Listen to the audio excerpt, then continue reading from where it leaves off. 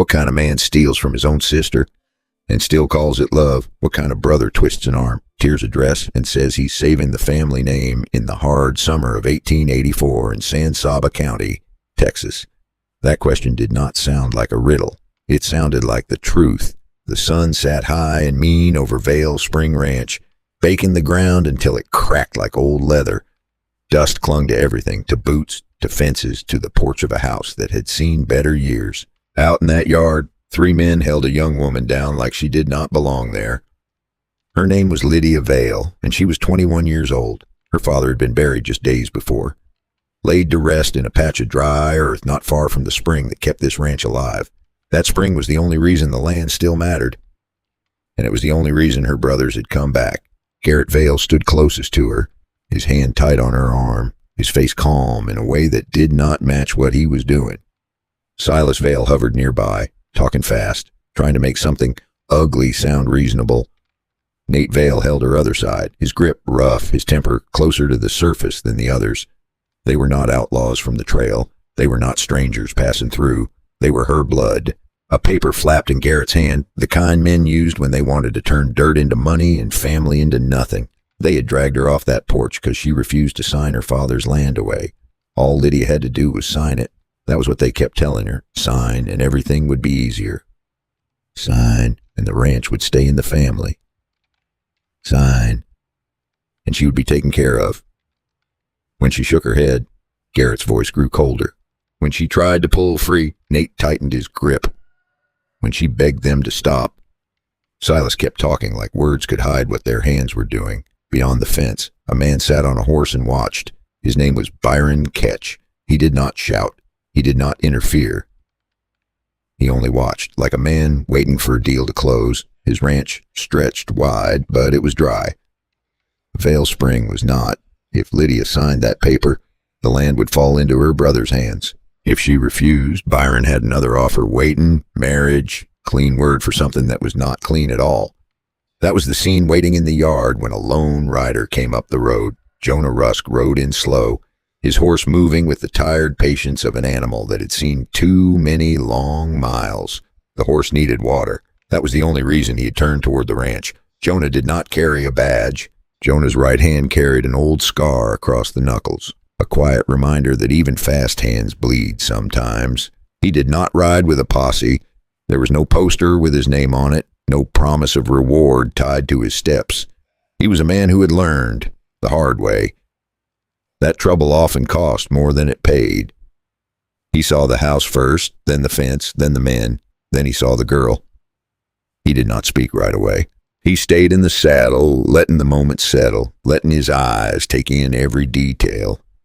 The way Garrett held the paper, the way Silas kept glancing toward Byron, the way Nate's hand hovered too close to his gun, the way Lydia's dress was torn at the shoulder, not by time, but by force. Jonah had seen men robbed before. He had seen land stolen, cattle driven off, gold taken at gunpoint. This was different. This was slower. This was quieter. And somehow, it was worse. He guided his horse a few steps closer, close enough that the men finally noticed him. Garrett turned first, his eyes narrowing as he measured the stranger. Silas stopped talking. Nate straightened, his hand dropping to the grip of his revolver. Byron did not move at all. He only watched. Jonah's voice, when it came, was calm. He said he needed water for his horse. Nothing more. For a second, it almost sounded like that might be the end of it. Then Nate took a step forward, a crooked smile forming as he looked Jonah up and down. He told him to ride on. Garrett added that this was family business. Silas tried to soften it, saying there was nothing here for a stranger to worry about. Lydia looked at Jonah like he was the last solid thing in a world that had suddenly gone loose beneath her feet. Jonah saw that look. He also saw Nate's thumb brush the hammer of his gun. Garrett's fingers tightened on the paper, but his other hand drifted lower, closer to his own weapon. Silas shifted, angling himself behind Lydia, ready to move if things went bad. 3 men, 3 guns, 1 yard that had gone too quiet. Jonah let out a slow breath. He had ridden past things like this before. He had told himself it was not his fight. He had lived long enough to know what that kind of thinking cost a man later. For a second, he almost turned the horse away. Nate's gun came halfway up. That was enough. Jonah's eyes moved across the three of them, one by one, steady and certain. He took one slow breath, like a man deciding something he could not take back. When he spoke, he did not raise his voice. He did not rush the words. He simply said, "Prepare 3 coffins." And in that dry Texas yard, under that unforgiving sun, every man there knew something had just changed. If you want more stories like this, where a man's choice means everything, hit subscribe and stay with me. So the question was no longer what kind of men her brothers were. The question was this: when a stranger steps into a family's sin, does he bring justice, or does he only leave more graves behind? Jonah did not repeat himself. Men who meant those words never did. Nate was the first to move, and he moved wrong. His gun came up fast, but not steady. Jonah's hand was already there. One clean motion, one sharp crack. And Nate's revolver flew out of his grip, spinning into the dirt. The sound echoed across the yard, then died just as quick. For a second, nobody breathed. Garrett's jaw tightened, but he didn't draw. Silas stepped back, hands raised just enough to look harmless. Byron Ketch, still outside the fence, leaned forward in his saddle, finally interested. Jonah slid off his horse slow, like a man stepping into a room he already understood. He did not point his gun at anyone now. He did not need to. He walked straight to Lydia, shrugged off his coat, and placed it over her shoulders. Up close, she looked younger than she should have. Dust on her cheek, fear in her eyes, but something else too, something that had not broken yet. Jonah helped her to her feet, steady but not soft. He did not ask if she was all right. He knew the answer already. Behind them, Garrett spoke again, voice colder now. He said Jonah was making a mistake. He said this was family business, and outsiders did not get a say. Jonah turned just enough to look at him. He said nothing. That silence did more than any threat. Garrett hesitated. That was all it took. Jonah guided Lydia toward the horse, not rushing, not running, just moving like the outcome was already decided. Nate cursed under his breath, clutching his stinging hand. Silas kept talking, trying to pull control back with words. Garrett watched, calculating, weighing pride against pain. And Byron smiled, not wide, just enough to show he was not done yet. Jonah lifted Lydia onto the horse, then took the reins. He glanced once more at the 3 brothers. His eyes paused on each of them, like a man remembering faces for later. Then he turned and rode out of that yard. No one stopped him. Garrett almost did. His hand moved. His eyes hardened. For a moment, it looked like he might risk it. Then he saw Nate's gun in the dirt, and Jonah still standing. That was enough to make a smart man hesitate. Not because they could not, but because none of them were ready to die for it. The ranch fell quiet behind them. Only the wind and the creak of dry wood followed. They rode a good distance before Jonah slowed, far enough that the house was gone from sight, far enough that Lydia finally let herself breathe. For a while, neither of them spoke. The road stretched ahead, pale and empty under the Texas sun. Finally, Lydia broke the silence. Her voice was rough, but steady enough. She said her name. Lydia Vale. Jonah nodded once. He said his name was Jonah. Nothing more. She did not ask for more. People like him did not give it. After a moment, she started talking. Not all at once, just pieces. Her father had died a week ago. The ranch was supposed to be hers, not as a gift, as a responsibility. She had stayed when the others left. She had kept the books, mended fences, buried cattle when the drought took them. She knew every inch of that land. Her father had taught her how to shoot, how to ride, and how not to beg when a man tried to take what was hers. She knew the spring better than anyone, because that water had kept her father alive and kept the ranch from dying. That spring was the only reason the ranch still stood. Jonah listened. He did not interrupt. He had heard stories like this before. They never ended clean. She told him about the paper, the one Garrett wanted her to sign. It would give her brothers control. Everything would pass through them. She would become a guest in her own home. Then she told him about Byron. That part came quieter. If she refused the paper, they would marry her off to him.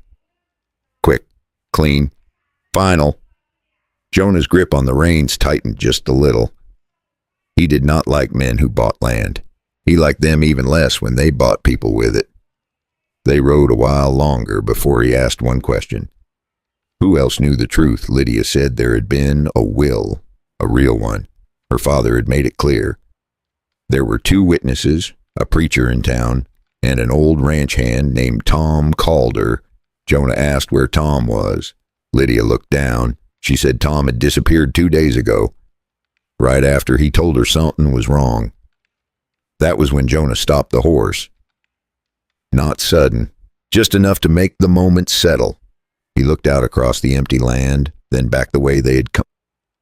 Dust was rising far behind them, faint.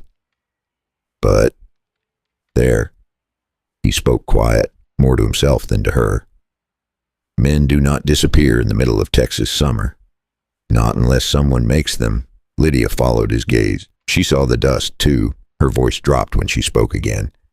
She said her brothers were not done, and neither was Byron. Jonah nodded once. He had known that from the start. He looked at Lydia, really looked this time, not just at the fear, but at the part of her that was still standing. He said they were not going back to that ranch, not yet. They would ride to San Saba, find the preacher, find out what happened to Tom Calder, find something solid before the next move, because the next move was coming. It always did. The dust behind them grew a little thicker, closer now. Jonah turned the horse forward again. His voice stayed calm, but there was weight in it. If those men had already made one witness disappear, how far would they go to make sure the second one never spoke? The dust behind them did not fade. It followed, slow at first, then steady, like men who knew exactly where their prey was headed. Jonah did not look back again. He did not need to. He had seen enough dust in his life to know the difference between a traveler and a hunter. He nudged the horse forward, not rushing, not panicking. Fast riding makes mistakes fall, and mistakes get people buried. San Saba came into view by late afternoon. A small town, low buildings, sun-baked wood, and a main street that carried more secrets than law. Men sat outside the saloon, hats low, watching everything without looking like they cared. Women moved between doorways, quiet and careful. Kids stopped playing when Jonah and Lydia rode in. That was the way of places like this. New faces meant story, sometimes trouble. Jonah slowed the horse and helped Lydia down. She adjusted his coat around her shoulders, standing straighter now, still shaken, but no longer helpless. That mattered. They walked toward the sheriff's office first, not because Jonah trusted the law, but because sometimes you had to see how broken it was before you chose another way. Sheriff Harlan Coe sat behind a desk that had seen too many boots and not enough truth. He looked up slow, eyes moving from Jonah to Lydia, then back again. He knew her. That much was clear. Lydia spoke first. She told him what happened at the ranch, kept it simple. No drama, just facts. 3 brothers, 1 paper, force, threats, and a man waiting to marry her whether she agreed or not. The sheriff listened, or at least he looked like he did. When she finished, he leaned back in his chair and let out a long breath. He said family matters were complicated. He said papers had to be reviewed. He said things took time. Jonah stood there, quiet, watching. He had heard that kind of talk before. It always meant the same thing. Nothing would be done. Lydia asked him straight. If she went back, would he protect her? The sheriff did not answer right away. That was answer enough. Jonah stepped in then, not loud, not angry, just clear. He said a woman dragged in the dirt was not a paperwork problem. The sheriff's eyes shifted. For a second, something like shame passed through them. Then it was gone. He said he could not act without proof. Not against men like the Vales. Not against Byron Ketch. There it was. The name. The weight behind it. Jonah nodded once. He did not argue. Arguing with a man who had already decided to be small was a waste of breath. They stepped back out into the street. The sun was lower now, casting long shadows that made the town feel even narrower. Lydia did not cry. She just looked tired. Jonah asked about the preacher, Reverend Amos Pike. She pointed down the road. White building, small cross, doors that stayed open most days. They walked there without speaking. Inside, it was cooler, quieter. The kind of quiet that made a man think about things he had been avoiding. The Reverend stood near the front, arranging books. He turned when he heard them. And for a moment, he froze. Not because of Jonah, because of Lydia. She stepped forward, said his name, asked him to tell the truth about her father, about the will. The Reverend swallowed hard. His hands trembled just enough to notice. He said he did not know what she was talking about. Said he had not witnessed anything. Jonah watched him close. The man was lying. Not well, but enough to get by if no one pushed. Jonah did not push with threats. He stepped closer, voice low. Said a scared man could still do the right thing, but not if he let a girl get sold under his roof. The Reverend looked down, said nothing. That silence said more than any confession. Lydia's shoulders dropped just a little, not broken, but heavier. They left the church without another word. Back on the street, the town felt different now, colder, like doors had quietly closed. Jonah stopped near the water trough, letting the horse drink. He stood there, thinking. They had no paper, no witness willing to speak, and men behind them who were not going to wait. That was when a voice called Lydia's name, soft, careful. They turned. An older woman stood in the doorway of a laundry shop, face lined from years, eyes sharp from watching too much. She motioned them inside. Quick, no scene? Inside, the smell of soap and steam filled the room. The woman introduced herself as Ruth Bell. She had known Lydia's mother, had watched those boys grow up, and had watched them change. She reached behind the counter and pulled out something wrapped in cloth, set it down between them, unfolded it slow. It was a hat, worn, dusty, stained with mud that had dried hard. Lydia's breath caught. She knew it. Tom Calder's. Ruth said it had been found near the lower bend of the river, near a place no one went unless they had business to hide. Jonah picked it up, turning it in his hands. He saw more than mud. He saw a mark burned into the leather band. A small brand, one he'd seen before. Ketch Ranch. He looked up at Lydia. Did not need to say it. She already understood. This was not just about a missing man anymore. This was about a man someone wanted erased. Outside, a horse passed fast. Then another.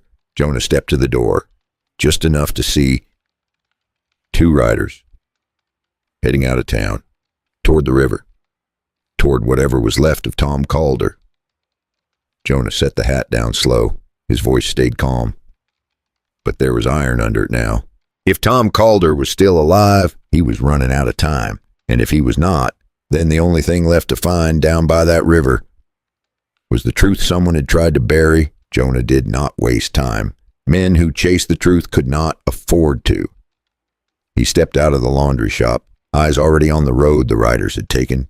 Lydia followed close behind, still holding on to the sight of that hat like it weighed more than it should. Jonah untied his horse, checked the cinch with one quick pull, then helped Lydia up again. No long talk. No second guessing. They rode out of San Saba the same way they came in. Quiet, focused. The sun was dropping now, but the heat still held on like it had something to prove. Dust rose under the horses' hooves, stretching behind them in a thin trail. Jonah kept the pace steady. Not too fast. Not too slow. He knew the men ahead had a head start, but he also knew something else. Men who think they have already won get careless. That was when you catch them. The land opened up as they rode, less fence, more scrub, the kind of place where a man could disappear if someone wanted him gone. Lydia held on tighter as they moved off the main path. She did not ask where they were going. She trusted he knew. That trust was new. And it mattered more than she realized. After a while, Jonah slowed the horse and pointed ahead. Low ground, darker soil. A bend in the land where water once ran stronger. Colorado River. Not wide this time of year, but still enough to hide things. Jonah guided the horse down a narrow path, hoof prints fresh. More than one rider. He studied them without stopping. Weight, direction, spacing. 2 horses, riding hard at first, then slowing. That meant they were close to where they needed to be, or where they thought they were safe. Jonah dismounted and signaled Lydia to stay quiet. He tied the horse to a low branch and moved forward on foot.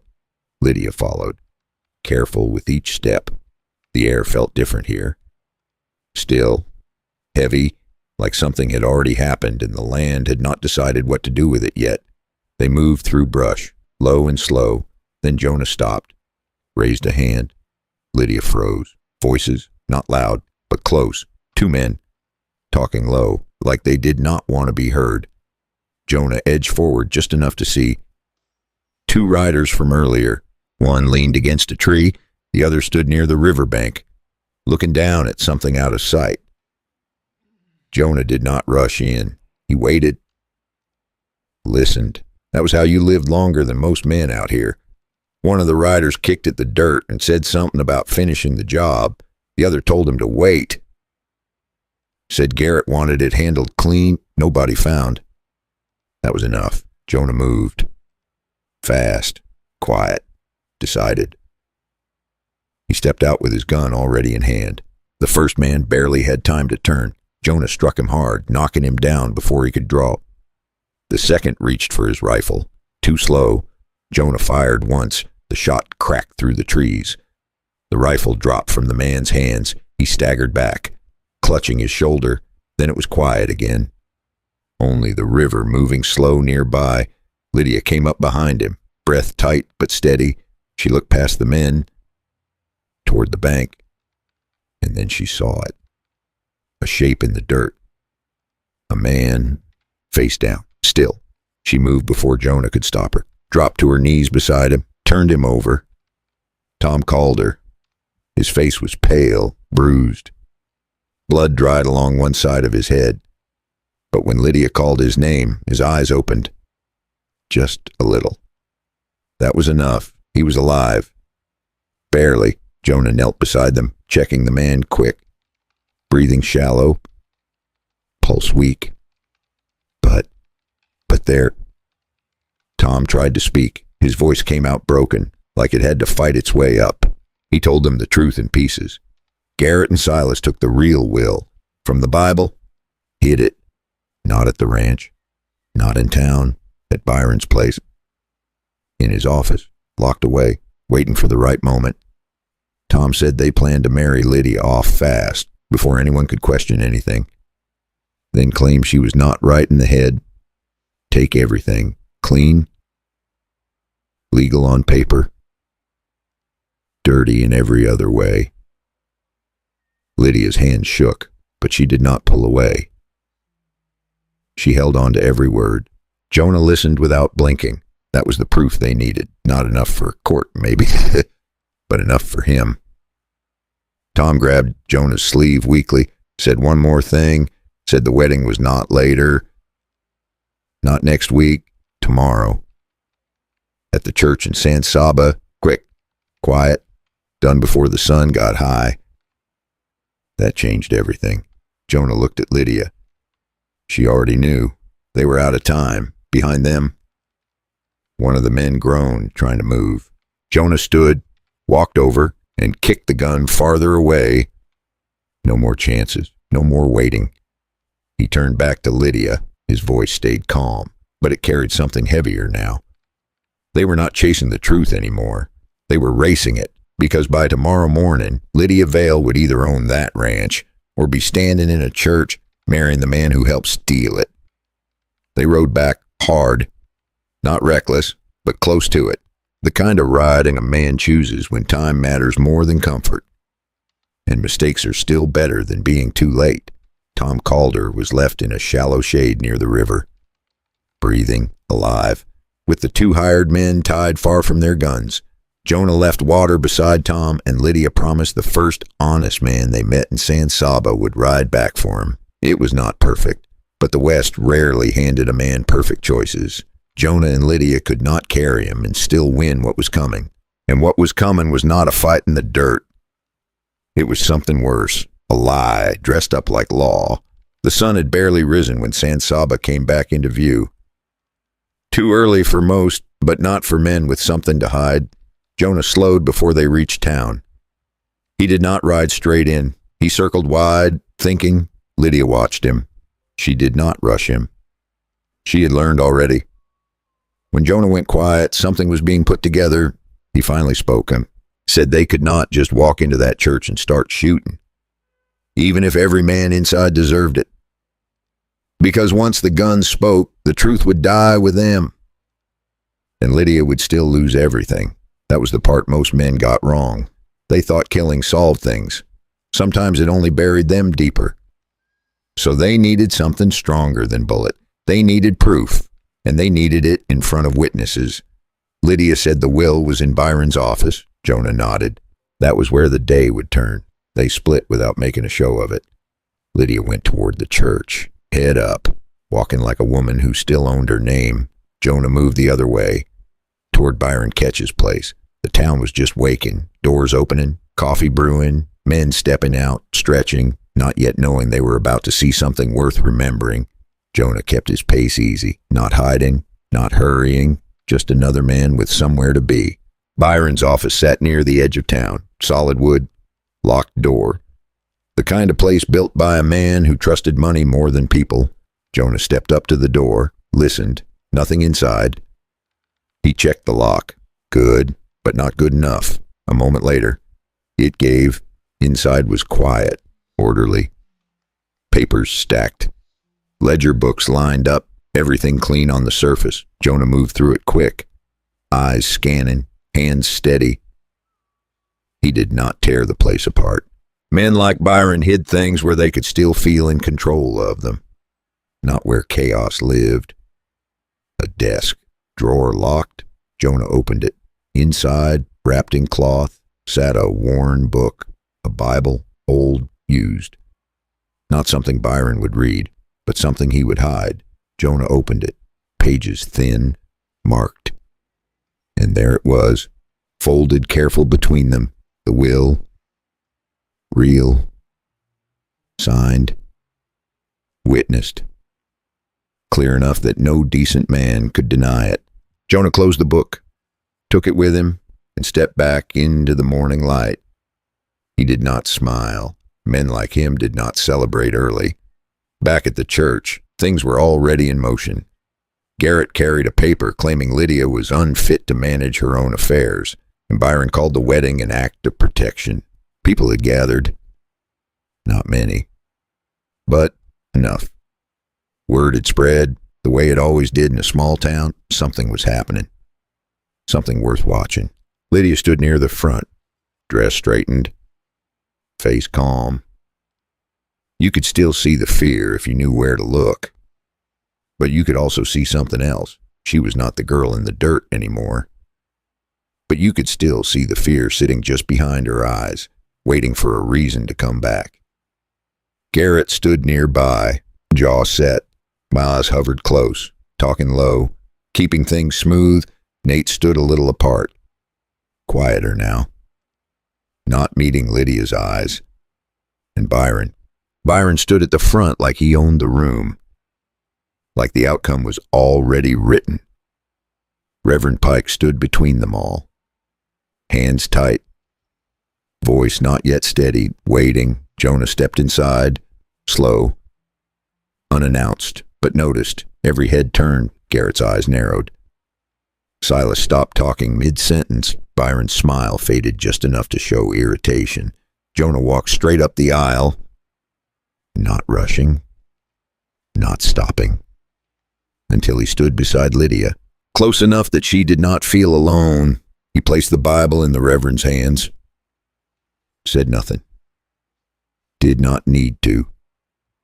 The Reverend looked down, then up, then back again. His hands trembled. The room held its breath.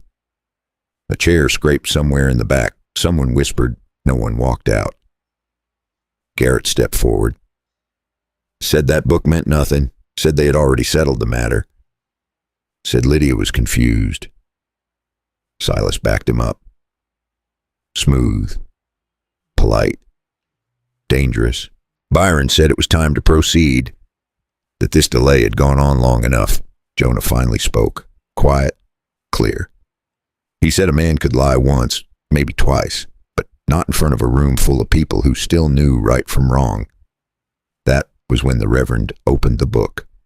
Slow. Like it weighed more than paper. His eyes found the page, the folded document. He pulled it free, and for a moment, he almost stopped. Fear does that to a man. But then he looked at Lydia. Really looked. And something changed. His voice shook at first, then steadied, and he began to read. Names, dates, words that could not be twisted. Elias Vale, his daughter Lydia, the land, the spring, all of it, left to her. The room shifted. You could feel it, like a wind changing direction. Garrett's face went hard. Silas went quiet. Nate closed his eyes for just a second. And Byron. Byron reached for his gun. That was the moment everything broke. Because truth had just walked into the room, and men like Byron Ketch only knew one way to answer that. So the only question left was, who would fall first? When the guns finally spoke, the first move came from Byron. It often does with men who mistake money for courage, loud, angry, too sure of itself. Jonah had already moved, not fast in the way young men think fast is, but right. He stepped off the line of fire, drew clean, and fired once. Byron's gun flew from his hand, spinning across the church floor. The sound echoed off the walls, sharp and final. For a second, nobody moved. Then everything moved at once. One of Byron's hired hands rushed in from the side door, rifle half raised. Jonah turned and fired again. The man dropped before he could steady his aim. That was the first coffin filled. Garrett lunged forward, not for the gun, for Lydia. He grabbed her arm, pulling her hard, trying to drag her back into control. That was his mistake, because Lydia was not the same girl from that yard anymore. She twisted, dropped her weight just enough, the way Jonah had shown her earlier without saying a word. She drove her elbow back the way her father once taught her, hard enough to make Garrett grunt. It was not pretty, but it worked. Garrett lost his grip for half a second, and that was enough. Nate stepped in, fast, angry. But not at Lydia, at his own brother. He shoved Garrett back, hard enough to break the hold. For a moment, the room froze on that side. A brother turning on a brother. Not out of hate, but because something inside him had finally drawn a line. Silas ran. Straight for the door. Not to fight, to survive. Jonah did not chase him. Not yet. Because Byron was still there, and Byron was not done. He reached for the fallen rifle near the side door, the same rifle his hired hand had dropped moments before. Jonah saw it. So did Sheriff Coe, standing in the back, caught between fear and duty. He had been quiet all morning. But even a small man has a line he cannot step past twice. This time, the sheriff moved. Not fast, not perfect, but enough. 2 shots rang out almost together. Byron staggered, then fell. And just like that, the second coffin found its owner. Silence came slow after that, heavy, real. Garrett stood there, breathing hard, looking around like a man who had just woken up too late. Nate stepped back from him, not proud, not relieved, just tired. Silas did not make it far. Men outside stopped him before he could leave town. No more running. No more hiding behind words. Jonah lowered his gun last. He looked at the 3 men who had called themselves family. One broken, one lost, one still trying to understand how it all slipped away. Then he looked at Lydia. She was still standing. That mattered more than anything else in that room. The law came late, but it came. The will was read again. Clear. Simple. True. The ranch. The spring. All of it belonged to Lydia Vale. No argument left to make. no lie strong enough to hold. In the days that followed, San Saba settled back into its quiet ways, but something had changed. People remembered. They always do. Not just the shots, not just the bodies, but the moment a girl stood her ground and a stranger decided not to ride past. Jonah stayed a few days longer than he planned. Long enough to see things put right. Long enough to make sure Lydia was not standing alone anymore. He fixed a section of fence that did not belong to him, checked the well like it was his own. Small things, the kind that matter. One evening, as the sun dropped low and the heat finally let go of the land, Lydia walked out to where he stood. She handed him a cup of coffee, said his horse looked like it might stay a while. Jonah smiled a little. Not much. Just enough. He said that horse always needed water, and maybe he did too. They stood there a while without saying much. Sometimes that is how something real begins. Not loud, not fast, just steady. And for the first time in a long while, Jonah did not feel like riding away. Now let me tell you something, friend. I have heard a lot of stories like this over the years. When the moment comes, do you step in or do you keep riding? Because doing the right thing rarely feels easy. And it almost never comes at a good time. But walking away has a cost too. One that follows you longer than most men like to admit. From my side of the table, I will say this. It is not about being the fastest gun or the strongest man in the room. It is about seeing clearly when something is wrong and deciding that, for once, you are not going to look the other way. So I will ask you the same thing Jonah never said out loud. If you had been there in that yard, under that Texas sun, would you have stopped, or would you have told yourself it was none of your business? Because that answer says more about a man. If this story stayed with you, hit that like button and subscribe to the channel. It helps more than you think. And it tells me to keep bringing you stories that mean something. This story was gathered and retold with a few details shaped for meaning, emotion, and a better telling. The images, including the thumbnail, were created with AI to help bring you closer to the moment. If it stayed with you, leave a comment and tell me what you would have done.